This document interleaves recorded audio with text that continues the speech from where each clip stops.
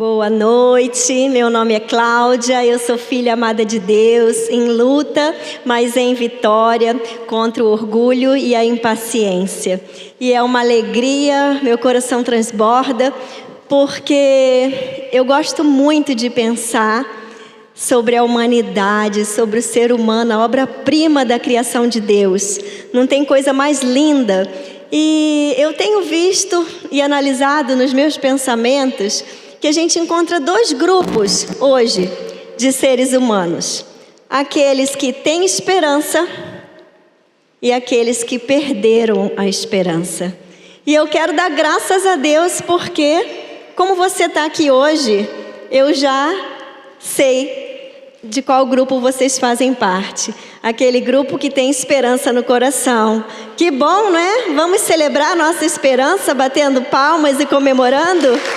É uma alegria, porque o CR, ele não existiria se a esperança não alcançasse o coração do ser humano, porque alguém sem esperança não chegaria até aqui. Então essa é a parte boa, uma parte muito valiosa da noite.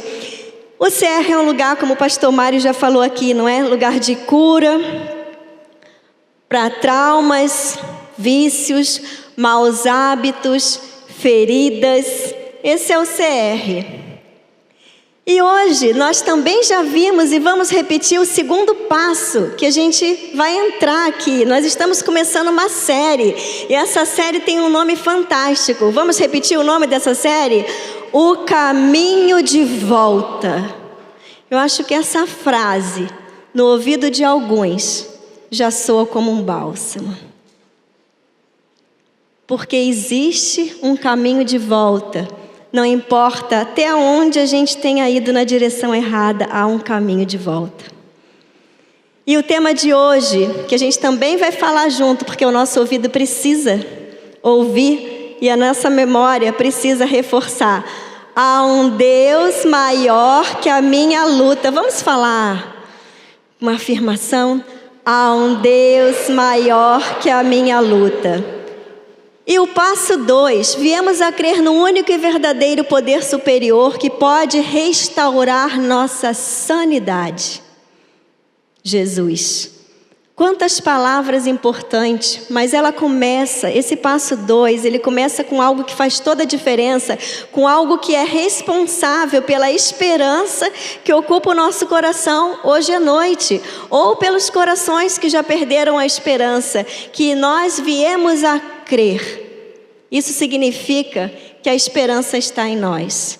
Nós decidimos, nós passamos a crer em quem? No único e verdadeiro poder superior que pode restaurar a nossa sanidade. Jesus. A gente sabe e conhece o significado das palavras, mas sempre eu gosto muito de pesquisar vários sinônimos para aquela palavra. E se a gente está aqui dizendo que decidiu crer num poder superior que pode restaurar a nossa sanidade, aí eu estou aqui com você no CR e a gente está falando de sanidade. O que é a sanidade que pode ser restaurada na nossa vida? O que significa isso? Significa que Deus pode restaurar nossa saúde. Deus pode restaurar o nosso bem-estar.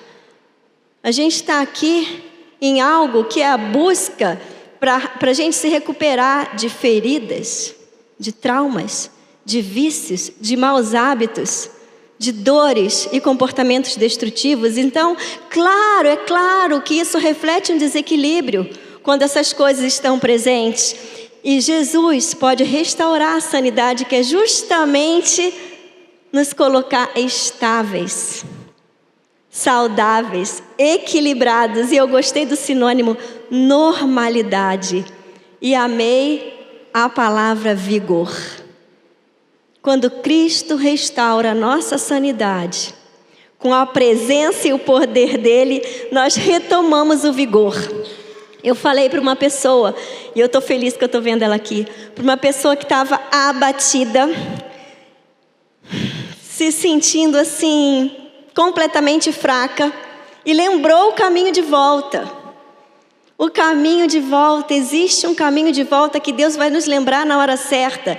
E eu disse para essa pessoa, a única coisa que você precisa fazer terça-feira é conseguir arrastar o seu corpo até o CR. Esse é o primeiro passo. Quem já teve que arrastar o seu corpo até aqui? Levantem. Parabéns. Parabéns. Deus não pede mais do que a gente pode fazer.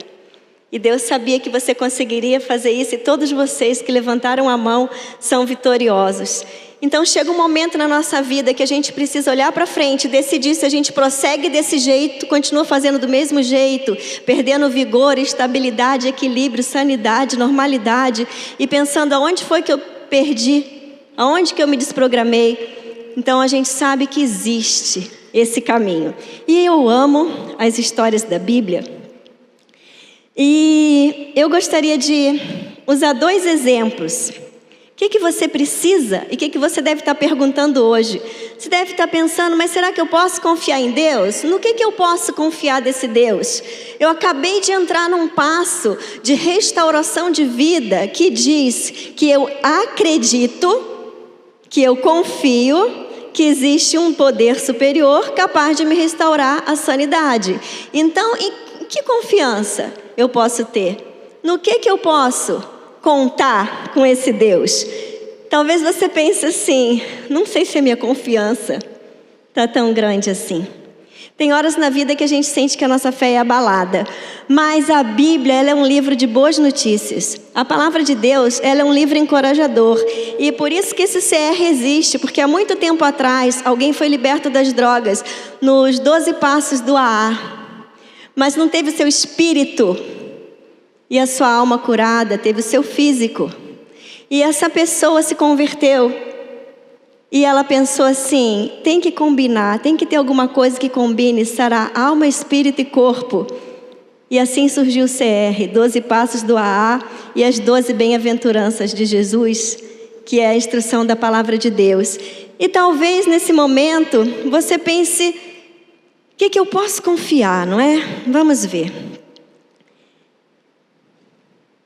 Eu quero ler esse versículo aqui para vocês de Hebreus, que diz, pois quem dele se aproxima, precisa crer que ele existe e que recompensa aqueles que o buscam. Então, de novo, a gente está falando em fé. De novo, a gente está falando em crer. De novo, a gente está dizendo algo que depende de mim e que depende de você, que é a fé. Aí eu fui para a história.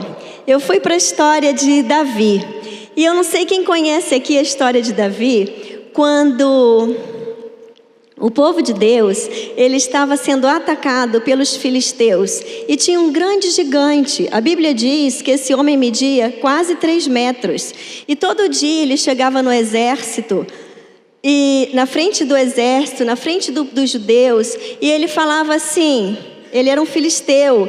Na frente dos homens do rei Saul, ele falava assim, quem é o corajoso que vai me enfrentar? Quem é o corajoso? Quem é esse que pode me derrotar? Vamos fazer um trato, se alguém me derrotar, vocês ficam livres. Se vocês perderem, se essa pessoa perder, todo o povo vira escravo.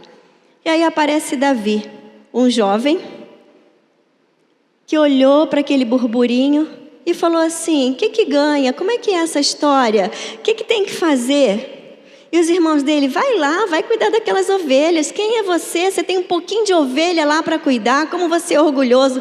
Ganhou um monte de adjetivos. E a Bíblia diz que ele simplesmente se encheu de uma coragem e de uma fé tão grande. E ele disse, eu enfrentarei.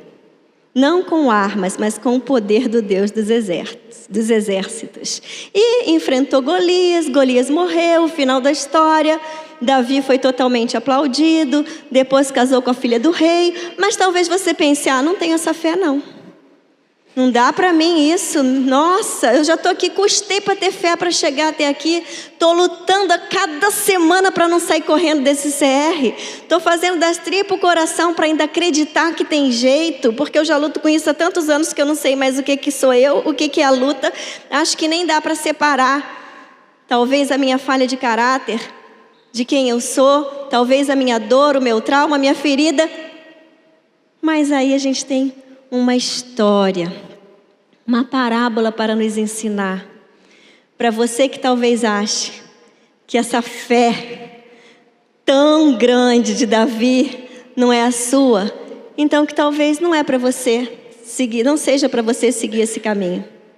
Que talvez você não consiga percorrer esses 12 passos e permanecer firme na sua restauração em Cristo. A gente vê lá a história do filho pródigo.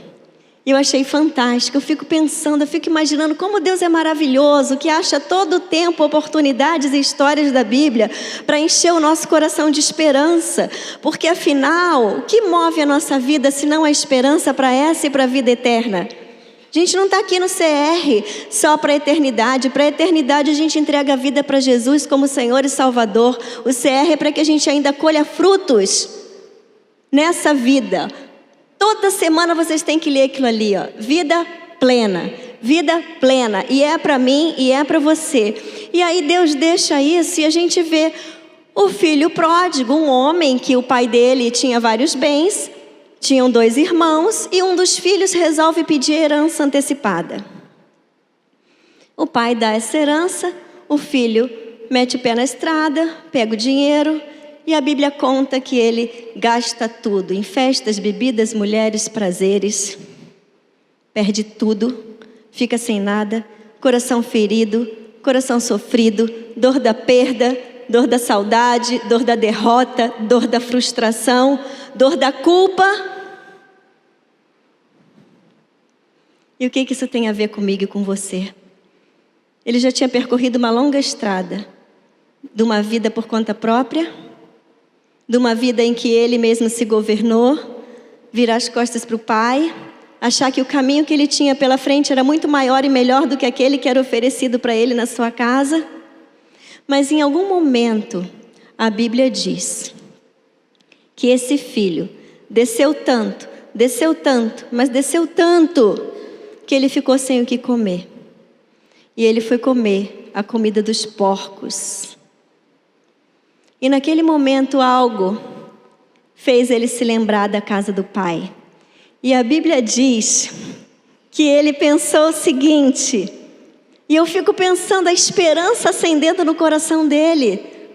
Deus é capaz de agir na nossa mente e trazer um fio de esperança que seja. E ele pensou, poxa, na casa do meu pai eu tinha tudo, quanto desperdício.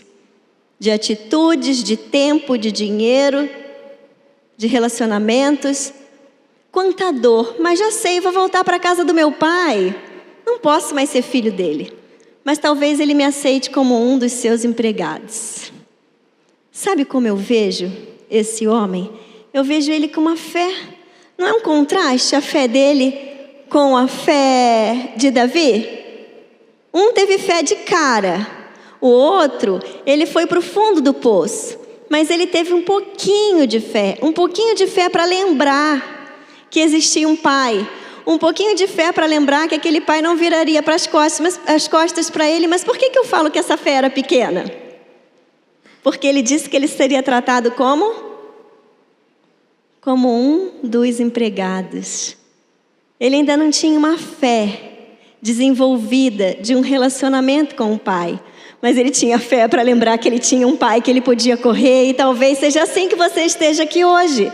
Com uma fé que ainda não cresceu, desenvolveu e se fortaleceu. Mas você conseguiu chegar até aqui, você tem estado no CR, você tem vindo para o grupo de passos, você tem estado no encontrão, no grupo de apoio. Ainda tem uma fé pequena, mas que faz você lembrar e está aqui hoje dando o segundo passo, que é decidindo crer em Jesus e ter por ele a sua sanidade restaurada. E a Bíblia é linda por isso, porque ela mostra para a gente, primeiro, ela mostra para a gente com essas 2 histórias, de ambos os casos, independente do tamanho da fé de cada um, que nós podemos confiar que não estamos sozinhos. Nesse processo, nesse caminho de restauração, você pode confiar que Jesus luta por você, assim como ele lutou por Davi. Assim como Jesus nos ensinou através da história do filho pródigo, que nós temos um Pai que nos acolhe. Nós podemos confiar no amor de Deus, ainda que com uma fé pequena. E nós podemos confiar que com a ajuda de Deus você pode mudar. Aí você pode estar pensando, mas será que eu consigo ter tanta confiança assim? É um combo de confiança que eu ainda não estou preparada. Mas a Bíblia diz que a nossa fé, ela vai crescendo e ela vai aumentando conforme a gente busca Deus e a sua palavra. E isso é muito bom. Porque se hoje você acha a sua fé pequena, se hoje você acha que talvez você esteja sem força, eu quero falar que todos receberam isso aqui, não receberam? Olhem bem, peguem agora. Isso é fantástico, porque talvez você pensou que a fé de Davi é muito grande, é totalmente diferente do que tem no seu coração agora. Mas quando você olha o filho pródigo, que ainda nem conseguiu desenvolver e experimentar tudo que o pai tinha para ele, mas ele conseguiu lembrar que tinha um pai e conseguiu se arrastar de volta. Fico imaginando, não é? Como será que ele chegou? Como estava aquele coração? Como estavam seus pensamentos, seus sentimentos, seu estado físico? Não era só uma tristeza e uma penúria e uma dor física, mas a emocional, a humilhação, a derrota. O ter que fazer o caminho de volta muitas vezes é doloroso. Mas esse caminho de volta não é para qualquer lugar. Esse caminho de volta é para os braços de um Pai que nos criou e quer que a gente se torne filhos dele. Obra-prima da criação através de Cristo Jesus. E para isso, eu quero ler esse versículo. Guarda esse grãozinho aqui, eu planto. Eu nem sei se nasce um grãozinho, mas quando eu entrei ali, tem um entendido de grão de mostarda que falou para mim, você sabia que esse grão de mostarda, ainda existe um grão 5 vezes menor do que esse? Uma outra espécie de mostarda? A gente tem que falar oba, porque eu já acho isso aqui pequenininho e falo, Deus, o Senhor valoriza. Eu posso ir até o Senhor, ainda que a minha fé agora eu esteja me sentindo tão fraco, que eu acho que ela seria desse tamaninho. E o Senhor fala que ainda que se ela for menorzinha do que essa, eu encontrarei um lugar para ser transformada. E eu quero ler esse versículo que diz assim: eu lhes asseguro que se vocês tiverem fé do tamanho de um grão de mostarda, poderia dizer a este monte, vá daqui para lá e ele irá, nada lhe será impossível. Jesus quer dizer que se a nossa fé for pequena, como um grão de mostarda, ainda assim, transformações poderosas poderão acontecer na nossa vida. Poderemos experimentar maravilhas. A Bíblia diz, em João 3,16, a Bíblia diz, porque Deus amou o mundo de tal maneira que deu o seu Filho único para que todo aquele que nele crê não morra, mas tenha a vida eterna. E hoje, com o tamanho da fé que você tem no seu coração, não importa o caminho que você fez, Deus está te chamando para um caminho de volta, onde você pode se entregar totalmente a Jesus. E a gente chama, eu gosto desse exemplo, eu entendo isso na minha mente tão clara, quando a gente fala em conversão. O que é conversão? Eu estou indo numa direção. De repente, eu vou fazer uma virada. Eu vou mudar o meu rumo. Então conversão é uma virada. E é o que a série que a gente começou, a série Caminho de Volta. Deus quer uma virada na sua vida. Eu quero que você pense agora na sua mente. Eu estou dando a virada. Eu decido dar a virada. É possível essa virada. E quando a gente vai ver e entender o significado mais amplo da palavra conversão, além de virada, é transformação. No momento que a gente se vira, se converte em direção a Cristo e crê que Ele é o nosso poder superior, capaz de agir na nossa vida, começam as transformações. Então você está preparado para grandes emoções? Emoções abençoadoras que Deus tem para cada um de nós. emoções que talvez você nunca tenha experimentado. Porque eu falo que às vezes as lutas são grandes, mas as bênçãos em Cristo são incomparáveis. Celebrando a restauração é um lugar de esperança, porque ele é totalmente centrado em algo que faz a diferença, que é Cristo. E quando a gente se converte, que é a nossa virada, a transformação começa. A primeira transformação é Deus nos resgatou das trevas para a luz. Passamos, eu falo, domingo a gente falou aqui no culto, que a gente passa a ser uma nova espécie na terra. Então a nossa eternidade está totalmente mudada. E parece que a eternidade é uma coisa longe, né? Porque a gente é imediatista. Então Deus sabe como nós funcionamos e Jesus também disse que Ele quer a vida plena. Então não é uma transformação que a gente vai usufruir só na eternidade, é hoje, é amanhã, é depois, todos os dias na minha vida. E imaginar, todos vocês aqui, e eu incluída, e imaginar que cada um de nós está tendo o seu momento e a sua oportunidade em algum momento da vida de fazer a virada, da gente se converter em direção a Cristo. Isso é incrível. Deus não desperdiça a sua fé. Talvez você desperdiçou a sua fé por um bom tempo, talvez você nunca teve fé. Mas como eu disse no começo, você está aqui. Então a esperança está em você. Você vai agora canalizar a sua esperança e a sua fé em Cristo Jesus. Você vai transformar a sua esperança numa fé em Jesus e vai vê-la sendo aumentada a cada dia. Tem um versículo da palavra de Deus tem um versículo lá em Romanos 15:13 que diz assim, ó, que o Deus da esperança, Ele é um Deus da esperança. Esperança é o que nós precisamos para viver. Então que o Deus da esperança os encha, a mim, a você, de alegria e paz, por sua confiança nele. De novo, a nossa parte é a fé, é crer, é a entrega, é a confiança, é seguir, é permanecer em direção a ele, não mais na nossa.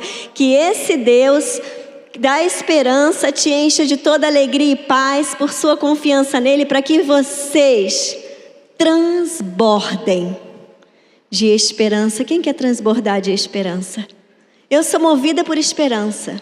Sou movida por esperança todos os dias. Eu não deixo a esperança sair do meu coração, porque a minha esperança, eu coloco ela em Cristo todo dia.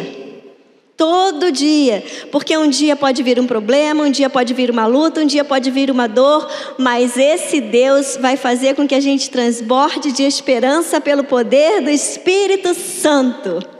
E isso é para mim e para você. Então, eu não sei em qual situação você está hoje, nem qual é o momento que você está vivendo na sua vida. Eu não sei nem se você já fez o caminho de volta, se você já fez a virada. Eu só sei que ninguém pode fazer ela por você. Ninguém aqui do CR pode fazer a virada por você, pastor Mário, Renata. Ninguém pode ser transformado no seu lugar. Ninguém pode crer por você, mas nós podemos amar, encorajar você, andar junto com você e te dizer que existe esse caminho, existe o retorno, a placa do retorno. Hoje, a placa do retorno na sua vida, hoje à noite está sendo CR. Há retorno. Dê a virada, se converta a Cristo.